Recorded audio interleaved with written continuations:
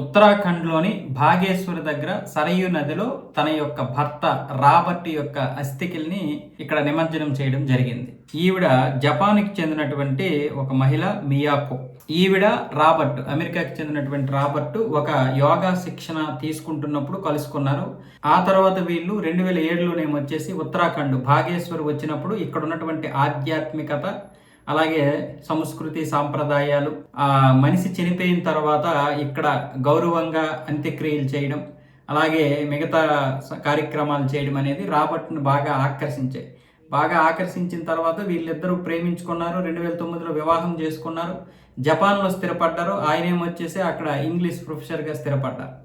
అలా వీళ్ళిద్దరూ కూడా ఒక 13 సంవత్సరాలు ఎన్ని సంవత్సరాలు మొత్తానికి వైవాహిక జీవితాన్ని గడిపిన తర్వాత వాళ్ళ ఆయన 2022-23లోనూ చనిపోయారంట. బ్రెయిన్ క్యాన్సర్తో ఏదో చనిపోతే అంత్యక్రియలు మాత్రం భారత్లోనే జరగాలి, లేదు కనీసం నా అస్థికలైనా సరే సరయూ నదిలో కలపండి. ఉత్తరాఖండ్లో ఉన్నటువంటి భాగేశ్వర్ ఘాట్ దగ్గర అంటే శివుడికి అంకితం చేసినటువంటిది. శివుడికి అంకితం చేసినటువంటి ఈ ప్రాంతంలో చాలా అంటే చాలా అస్థికలు నిమజ్జనం చేయడానికి సాంప్రదాయబద్ధమైనటువంటి ప్రదేశంగా దీన్ని గుర్తించారు. ఎంతోమంది ప్రముఖులు కూడా ఇక్కడికి వచ్చి వాళ్ళ యొక్క అస్థికల్ని నిమజ్జనం చేస్తారు సరయూ నదిలో. అయితే ఇక్కడికి 3 సంవత్సరాల తర్వాత తన భర్త యొక్క అస్థికలు తీసుకొని వచ్చి ఇక్కడ నిమజ్జనం చేయడం జరిగింది. ఆమె భర్త చనిపోయిన తర్వాత మానసికంగా చాలా వరకు కృంగిపోయింది ఆవిడ.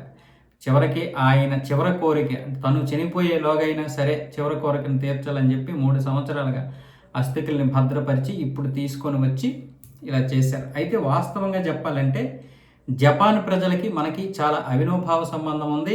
మన యొక్క పద్ధతులు సాంప్రదాయాలకు కూడా అక్కడ కొన్ని ఉంటాయి.